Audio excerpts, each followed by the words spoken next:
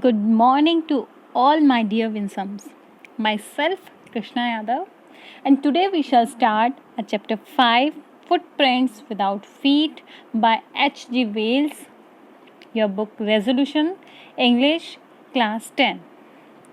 First, I would like to introduce the author, H.G. Wells. His full name is Herbert George Wells. His lifetime is 1866 to 1946. He was born in Kent, England. He is best remembered as an author of science fiction. कि ऐसी stories लिखने के लिए जाने जाते थे जिनमें science भी होता था और fiction means imagination. It means he wrote the stories which was full of scientific facts. His best creation is time machine. उनका जो best creation था, जो best work था, वो था time machine, which is considered as one of the finest pieces of modern literature, जिसको कि modern literature का सबसे finest piece बोला जाता है, सबसे best creation बोला जाता है. That tells about the story. This is the story of a scientist Griffin. जो footprints without feet, चैप्टर का नाम है footprints without feet. It means footprints लेकिन बिना किसी पैरों के. इट मीन्स पैरों के निशान लेकिन आपके सामने कोई पैर नहीं है. तो ये एक तरह की साइंटिफिक स्टोरी है और जिसमें ये पूरी की पूरी किसके अराउंड घूमती है. एक साइंटिस्ट है जिसका नाम है Griffin, who carried out various experiments to make himself invisible. वो अपने साथ साथ बहुत सारे एक्सपेरिमेंट्स करता है अपने आप को इनविजिबल बनाने के लिए. Finally succeeded and his body became transparent. और धीरे धीरे उसकी बॉडी ट्रांसपेरेंट हो जाती है. So let's start the chapter. The two boys started in surprise at the fresh muddy imprints of a pair of bare feet. What was a barefooted man doing on the steps of a house in the middle of London, and where was the man? कि starting में दो boys होते हैं and imprints means impressions जिसको कहते हैं निशान, and bare footed means wearing nothing in the feet. It means जिसको बोलते हैं नंगे पैर, कि पैरों में कोई शूज़ कोई सैंडल्स कुछ नहीं था. तो दो बच्चे होते हैं, दो बॉयज़ होते हैं, वो मडी इम्प्रिंट्स को देख के, कीचड़ से भरे हुए इम्प्रिंट्स पैरों के निशान को देख के बहुत ज़्यादा सरप्राइज होते हैं. और वो भी किसके, नंगे पैरों के निशान. इट मीन्स इतनी ठंड में, लंदन में इतनी ठंड में, उस स्ट्रीट में नंगे पैर किसी के मडी इम्प्रिंट्स होना उन लोगों के लिए बहुत ज़्यादा सरप्राइज था. और जबकि सामने कोई बॉडी नहीं थी, कोई ह्यूमन बॉडी नहीं थी. What was a barefooted man doing on the steps of a house? कि हाउस से बाहर स्टेप्स आते हैं और वो भी barefooted इंसान के नंगे पैर जिसने पैरों में कुछ नहीं पहन रखा था. And where was the man? लेकिन इंसान कहाँ है, मैन कहाँ है? फुट के निशान तो है, इम्प्रिंट्स हैं, but where was the man? As they gazed, a remarkable sight met their eyes. A fresh footmark appeared from nowhere. They gazed means looked intently. घूर घूर के देखना. वो उन जो इम्प्रिंट्स होते हैं उनको अपनी आंखों से बड़े घूर घूर के देखते हैं. लेकिन सडनली उनके सामने कोई इंसान नहीं होता, बट उनके सामने एक और फुटमार्क है वो अपीयर हो जाता है. फ्रॉम नोवेयर मीन्स पता नहीं कहाँ से उनके सामने एक और फुटप्रिंट आ जाता है. फर्दर फुटप्रिंट्स फॉलोड, और आगे वो फुटप्रिंट्स चलते जाते. You can see in the picture that many footprints are there but there is no man. One and after another descending the steps and progressing down the street. एक के बाद एक footprints आते जाते हैं और उस स्ट्रीट से नीचे की तरफ, डिसेंडिंग मीन्स नीचे की तरफ जाते हैं और आगे गली में चले जाते हैं. The boys followed, fascinated, until the muddy impressions became fainter and at last disappeared altogether. कि वो जो दोनों के दोनों बॉयज़ होते हैं वो बड़ी फैसिनेटेड वे में, इट मीन्स होता है आकर्षित होते हैं, टू गेट अट्रैक्टेड, या हिंदी में बोलते हैं इसको मंत्रमुग्ध होना, कि वो उनकी तरफ बड़े इंटरेस्ट से, बड़े फैसिनेटेड होते हुए चले जाते हैं. मडी इम्प्रिंट्स को फॉलो करते हैं तब तक, फेंटर, जब तक वो बिल्कुल हल्के होते होते बिल्कुल गायब नहीं हो जाते. And at last disappeared all together. सारे के सारे जो जब उसके पीछे फॉलो करते हैं तो उसके बाद जितने भी मडी प्रिंट्स होते हैं आगे जाके धीरे धीरे गायब हो जाते हैं. The explanation of the mystery was really simple enough. उन लोगों के लिए बहुत ज़्यादा एक मिस्ट्री बन जाती. Mystery means something that is difficult to understand और एक्सप्लेन, कि कुछ ऐसा जिसको समझना या एक्सप्लेन करना मुश्किल हो, कि उनके लिए ये बेयर फुटेड इम्प्रिंट्स काफ़ी ज़्यादा मिस्ट्री बन जाते हैं, रहस्य बन जाते हैं. The bewildered boys had been following a scientist who had just discovered how to make the human body transparent. अभी तक क्या था कि उनकी एक स्टोरी बताई गई थी कि उनको बेयरफुटेड इम्प्रिंट्स दिखाई देते हैं, लेकिन अब जो ऑथर है वो आपको इंट्रोड्यूस करेगा कि वो बेयरफुटेड इम्प्रिंट्स किसके थे. सो द बेविल्डर्ड मीन्स पजल्ड या कंफ्यूज, जो बहुत ज़्यादा दोनों जो लड़के थे वो उन फुटप्रिंट्स को देख के बहुत ज़्यादा कंफ्यूज थे या पजल थे. अब वो एक ऐसे साइंटिस्ट को फॉलो कर रहे थे. किसके थे वो barefooted imprints? Yes, they were a scientist and उसका नाम क्या था? Griffin. I have already told you that the scientist name was Griffin. So the Griffin who had just discovered how to make the human body transparent, एक ऐसे scientist के थे जिसने just अभी डिस्कवर किया था, अभी खोजा था कि किस तरह से ह्यूमन बॉडी को ट्रांसपेरेंट किया जाए. ट्रांसपेरेंट मीन्स पारदर्शी, जिसके एक से दूसरी छोर की तरफ आप देख सको, जिसके बीच में से आप देख सको. Griffin, the scientist, had carried out experiment after experiment to prove that the human body could become invisible. ये सारे footprints किसके थे? Griffin के. Had carried out experiment after experiment to prove that the human body could become invisible. और यहाँ पे उसके लिए एक एक्सपेरिमेंट कर रहा था. जो साइंटिस्ट था वो एक के बाद एक एक्सपेरिमेंट कर रहा था, उससे ये प्रूव करने के लिए, साबित करने के लिए कि ह्यूमन बॉडी, जो मानव शरीर है, उसको इनविजिबल, इट मीन्स उसको कहते हैं ना कि जिसको हम देख ना सके, ऐसा बना सके, अदृश्य. Finally, he swallowed certain rare drugs and his body became as transparent as a sheet of glass, though it also remained as solid as glass. और फाइनली लास्ट में वो स्वेलोड मीन्स होता है निगल लेना. इट मीन्स उसने कुछ rare drugs होते हैं जो कह सकते हैं जो मिलने जो ईजिली नहीं मिल सकते, जो रेयर ड्रग्स होते हैं, जो थोड़े डिफ़िकल्ट टू फाउंड होते हैं, या कह सकते हैं जो एक्सपेंसिव ड्रग्स थे, वो उनको स्वेलो कर लेता है, ले लेता है अपनी बॉडी में. And body became as transparent as a sheet of a glass. और उसकी बॉडी बिल्कुल जैसे कोई ग्लास शीट होती है, इस तरह से ट्रांसपेरेंट हो जाती है. Though it also remained as solid as glass. साथ ही साथ जैसे कोई ग्लास होता है उतना टफ. इट मीन्स ये नहीं है कि वो ट्रांसपेरेंट हो गया तो आप उसमें से थ्रू आउट कर जाओ या आप उसको फील ना कर पाओ. बस ये है कि आप उसको देख नहीं पाओगे, लेकिन वो वहाँ रहेगा, उसकी प्रेजेंस वहाँ रहेगी. वो उतना ही टफ होगा जितना एक glass. Brilliant scientist though he was, Griffin was rather a lawless person. Brilliant means exceptionally clever, talented. क्योंकि जो बहुत ज़्यादा क्लेवर, बहुत ज़्यादा टैलेंटेड था, कि यह कहना मुश्किल नहीं है कि ग्रिफिन है वो बहुत ज़्यादा टैलेंटेड साइंटिस्ट था, लेकिन इसके साथ साथ वो एक लॉलेस पर्सन भी था. Lawless person means a person who does not obey the law, कि जो कि कानून के रूल्स को ओबे नहीं करता. इस तरह से वो एक लॉलेस पर्सन था. It means he has a lack of sensitivity and he has a lack of law. वो लॉ को फॉलो ही नहीं करता था. His landlord disliked him and tried to eject him. In revenge, Griffin set fire to the house. कि उसका जो landlord था, जो मकान मालिक था, उसे बिल्कुल पसंद नहीं करता था. क्यों? Because he was lawless and tried to eject him. Eject means force or throw out. It means धक्के देके घर से बाहर निकाल देना. तो उसके मकान मालिक ने ग्रिफिन को धक्के देके घर से बाहर निकाला. And in revenge means to get even with someone for wrong done by him, जिसको अपनी लैंग्वेज में कहते हैं बदला लेना. जब उसके लैंडलॉर्ड ने उसको घर से बाहर निकाला तो ग्रिफिन, क्योंकि लॉलेस पर्सन तो था and full of jealousy and full of arrogancy था, तो यहाँ पे क्या होता है, वो बदला लेने के लिए Griffin set fire to the house, अपने लैंडलॉर्ड के मालिक को लैंडलॉर्ड के मालिक के घर को जला देता. You can see in the picture that there is the set fire on his house. To get away without being seen, he had to remove his clothes. और यहाँ से वो भागने के लिए, क्योंकि उसने डिस्कवर तो कर लिया था फॉर्मूला, तो यहाँ से मकान मालिक से पीछा छुड़ाने के लिए, उस स्थिति से खुद को बचाने के लिए वो अपने सारे के सारे क्लॉथ से वो रिमूव कर देता है. Thus it was that he became a homeless wanderer without clothes, without money and quite invisible until he happened to step in some mud and left footprints as he walked. अब क्योंकि वो एक homeless wanderer था, wanderer में से बोलते घुमंतू इंसान, कि वो बिल्कुल उसके पास घर भी नहीं था एंड विदाउट क्लोथ्स, कपड़े भी नहीं थे, विदाउट मनी ऑब्वियसली, न कपड़े न घर तो मनी भी नहीं है, एंड क्वाइट इनविजिबल, पूरी तरह से अदृश्य. Until he happened to step in some mud and left footprints as he walked. तो अचानक से उसका पैर मड में गिर गया, कीचड़ में गिर गया, और इसी वजह से ये फुटप्रिंट उसको दिखाई दिए. उसके फुटप्रिंट्स बनते गए, जहाँ जहाँ वो चला फुटप्रिंट्स बनते चले गए. इन्हीं बॉयज़ ने उस फुटप्रिंट्स को फॉलो किया था.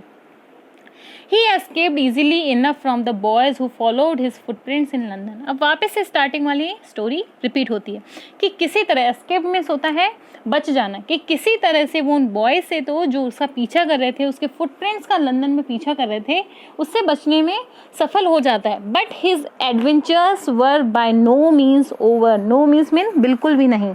Adventures mean an unusual and exciting और डेयरिंग एक्सपीरियंस. इट मीन्स अभी भी जो उसके कारनामे थे, जो एक्शंस थे, वो बिल्कुल खत्म नहीं हुए थे. It means many actions are left over. अभी तो बहुत कुछ बाकी था. He had chosen a bad time of the year to wander about London without clothes. It was midwinter. अब उसने, क्योंकि बिना कपड़ों के, अब लंदन में तो बहुत ज़्यादा कोल्ड होता है, सो बिना कपड़ों के लंदन में घूमना, वंडर मीन्स बिना वजह इधर उधर घूमना, उसके लिए बहुत बुरा समय था. Because this was the winter season, and winter season में बिना कपड़ों के इनविजिबल होके घूमना उसके लिए बहुत बुरा समय था. इट वॉज मिड विंटर, क्योंकि कौन सा टाइम था वो, मिड विंटर का. The air was bitterly cold and he could not do without clothes. Bitterly means extremely, बहुत ज़्यादा, कि उस वक्त जो हवा थी वो बहुत ज़्यादा ठंडी थी और वो बिना कपड़ों के तो कुछ भी नहीं कर सकता. Even he couldn't survive in that atmosphere, कि वो survive भी नहीं कर सकता था. Instead of walking about the streets, he decided to slip into a big London store for warmth. कि बिना कपड़ों के सड़कों पे गलियों में इधर उधर घूमने की बजाय, इंस्टेड ऑफ मीन्स के बजाय उसने क्या डिसाइड किया कि वो जस्ट अपने आपके बॉडी को गर्म करने के लिए, कुछ फीड करने के लिए, कुछ खाने के लिए वो लंदन के एक बिग स्टोर में जाएगा. तो वो एक बड़े स्टोर में जाता है, वो विच नेम्ड लंदन स्टोर, उसके अंदर जाता है. Closing time arrived, and as soon as the doors were shut, Griffin was able to give himself the pleasure of clothing and feeding himself without regard to expense. कि जैसे ही उस store के बंद होने का टाइम होता है, वो जैसे ही डोर शट होने होते हैं, ग्रिफिन जल्दी से अपने आप को ईजिली लंदन स्टोर के अंदर एंटर करवाने में सक्सेसफुल हो जाता है. अब यहाँ पे वो क्या चाहता था कि वो अपने आप को प्लेजर दे, अपने आप को खुशी दे, किसके थ्रू, बिना पैसे खर्च किए, without regard of expense means बिना पैसे खर्च किए, without paying a single penny, बिना एक रुपया भी खर्च किए अपने आप को क्लोथिंग और फीडिंग करवाना चाहता था. He broke open boxes and wrappers and fitted himself out with warm clothes. कि वो क्या करता है, जितने भी खुले बॉक्सेस होते हैं उन्हें तोड़ता है, उनके रैपर्स हटा देता है और जल्दी से अपने आप को गर्म कपड़ों में फिट कर लेता है. इट मीन्स गर्म कपड़े पहन लेता है, वार्म क्लोथ्स पहन लेता है. Why? Because that was a winter season. Soon with shoes, an overcoat and a wide brimmed hat, he became a fully dressed and visible person. जल्दी ही वो शूज़ पहनता है, ओवरकोट पहनता है, and a wide brimmed edge. Edge means होता है किनारे, and you can see in the picture that wide brimmed wide edges वाली जो चौड़े किनारों वाली होती है वो हेड पहनता है, ओवरकोट पहनता है, शूज़ पहनता है. सो वो स्टोर में क्यों एंटर करता है? Due to the two things. First, clothing, and second, feeding. So the first clothing session has over, and he wore shoes, overcoat and wide brimmed hat. और अपने आप को थोड़ा थोड़ा विजिबल पर्सन की तरह दिखाता है. Because you can see in the picture that there is no human bodies gestures, my like nose, eyes, but there is a particular structure of a human body that he got by wearing the clothes. And second, in the kitchen of restaurant, he found cold meat and coffee, and he followed up the meal with sweets and wine taken from the grocery store. Finally, he settled down to sleep on a pile of quilts. कि in the kitchen of the restaurant, कि उस जो store का, London store का जो restaurant होता है वो उसके किचन में जाता है. वहाँ पे वो कोल्ड मीट और कॉफ़ी है वो लेता है, और उसके बाद वो कुछ मिठाई और उसके बाद वाइन लेता है ग्रॉसरी स्टोर से. Finally he settle down to sleep on a pile of quilts. कि दो सेक्शन के लिए वो आया था, first clothing and second feeding. तो फीडिंग में वो क्या करता है, कोल्ड मीट लेता है, कॉफ़ी लेता है और स्वीट्स लेता है, वाइन लेता है. उसके बाद अब क्योंकि उसकी बॉडी रिलैक्स हो गई, उसको वार्मथ मिल गई, उसका पेट भर गया, सो फाइनली अब उसको सोना होगा. So he settle down to sleep on a pile of, pile means होता है ढेर, एंड क्विल्ट्स मीन्स रजाई. तो रजाई का ढेर होता है लंदन स्टोर में, उसके ऊपर जाके वो लेट जाता है. If only Griffin had managed to wake up in good time, all might have been well. As it was, he did not wake up until the assistants were already arriving next morning. कि अभी तक अगर Griffin इतना, क्योंकि वो काफ़ी थका हुआ था, भूखा था, लास्ट नाइट उसने अपने आप को वार्म्थ किया, गर्म कपड़े पहने और फीड किया, तो इस वजह से काफ़ी थक गया। और अगर अगले दिन वो टाइम पे जग जाता, टाइम पे उठ जाता तो बहुत अच्छा होता है। लेकिन जब तक उस लंदन स्टोर के जो सेल्स पर्सन्स थे वो नहीं आ गए, तब तक ग्रिफिन नहीं उठाया और असिस्टेंट ने उसको देख लिया।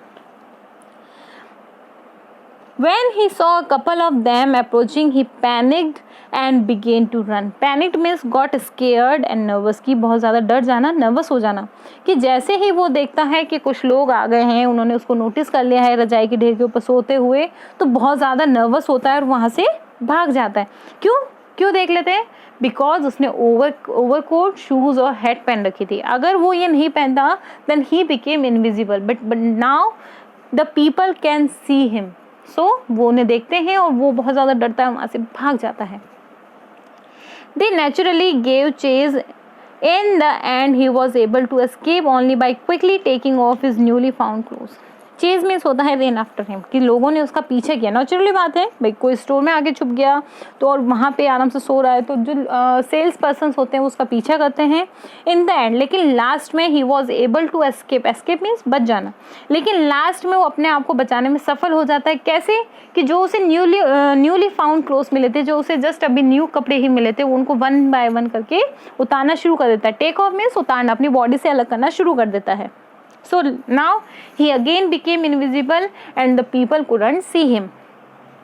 So once more he found himself invisible but naked in the chill January air. एक बार फिर वो अपने आप को invisible करता है। naked means होता है बिना कपड़ों के, तो अपने आप को naked करने में सक्सेसफुल होता है। लेकिन वापस से बिल्कुल कड़कड़ाती जनवरी की जो ठंडी ठंडी हवा होती है वो वापस से उसे अनबियरेबल लगनी शुरू हो जाती है।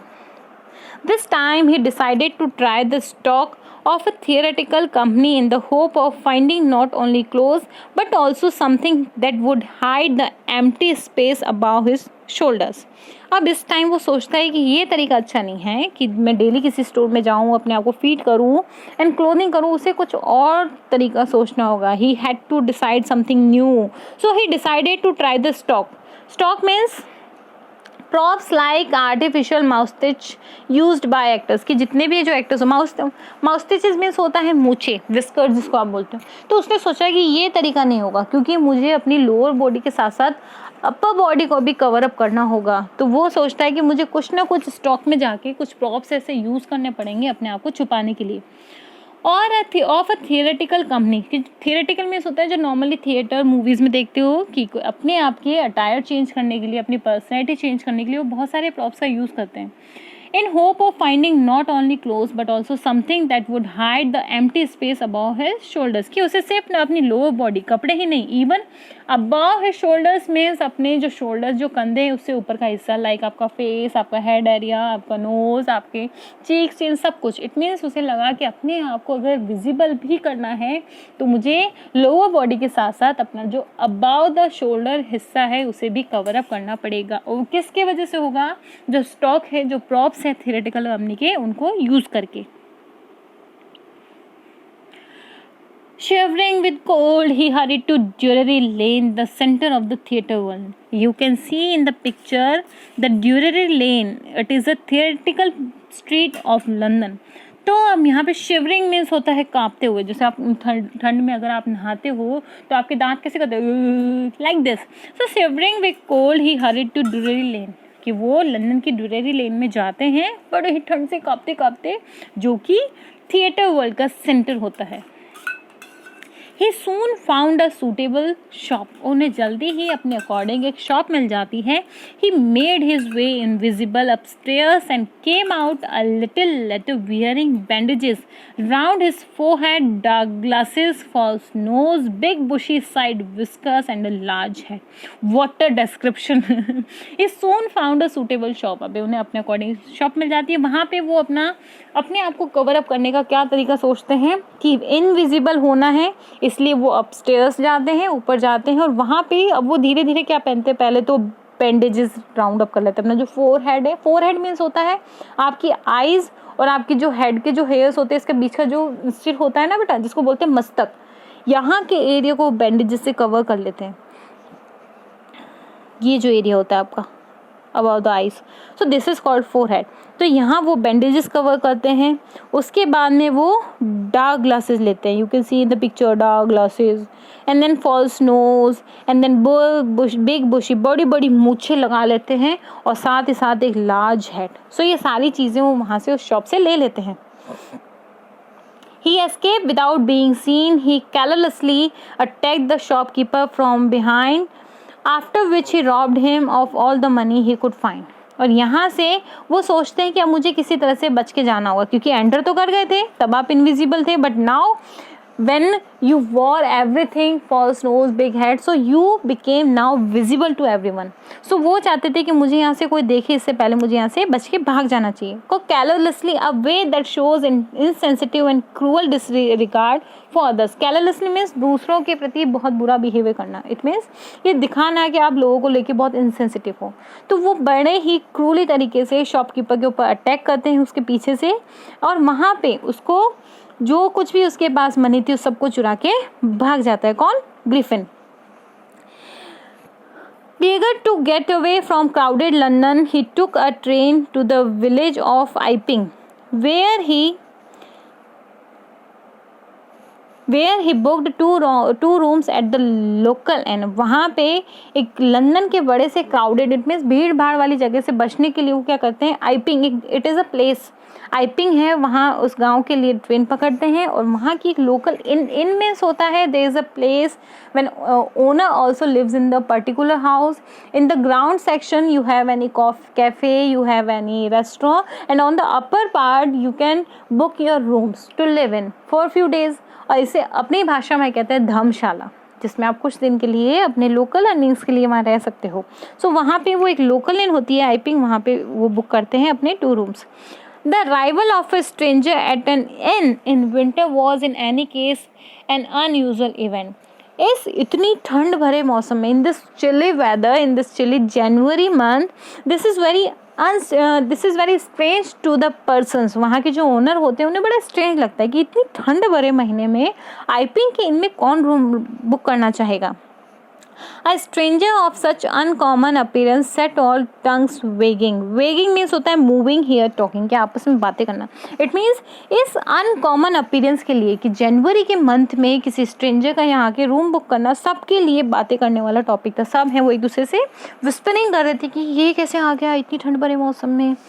Mrs. Hall, the landlord wife, made every effort to be friendly. तो यहाँ पे जो लैंडलॉर्ड की जो वाइफ होती है, मकान मालिक की जो वाइफ होती है, Mrs hall, you can see in the picture very fluffy women. So Mrs hall है वो उससे फ्रेंडली होने के सारे एफर्ट करते हैं, सब तरह की कोशिश करते हैं कि किस तरह से मैं इस इंसान से थोड़ा बहुत फ्रेंडली हूँ।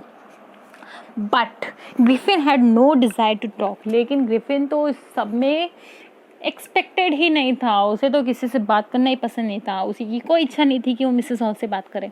और उन्होंने उसे बोल दिया था, my reason for coming to Iping is a desire for solitude, कि मेरा आइपिंग में आने का क्या कारण है कि मैं सॉलिट्यूड में अलोन, अकेला रहना चाहता हूँ। I do not wish to be disturbed in my work, कि मैं बिल्कुल नहीं चाहूँगा कि मिसेस हॉल आप मुझे मेरे काम में डिस्टर्ब करो।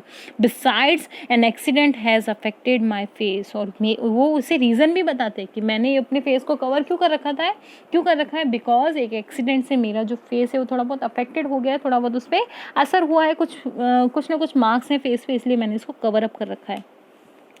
Satisfied that her guest was an eccentric scientist and in view of the fact that he had paid her in advance, Mrs. Hall was prepared to excuse his strange habits and irritable temper.